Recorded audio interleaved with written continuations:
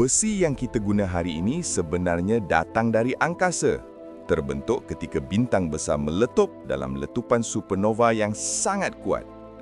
Dalam bintang, unsur dihasilkan melalui proses nuclear fusion, tetapi proses ini berhenti pada besi kerana tenaga tidak lagi terhasil selepas itu. Apabila bintang mati dan meletup, besi yang terbentuk akan tersebar ke seluruh angkasa sebagai debu kosmik yang sangat luas.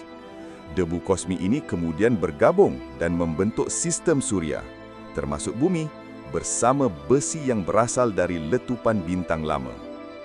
Semasa bumi masih panas dahulu, besi tenggelam ke bahagian tengah kerana lebih berat, lalu membentuk teras yang menghasilkan medan magnet.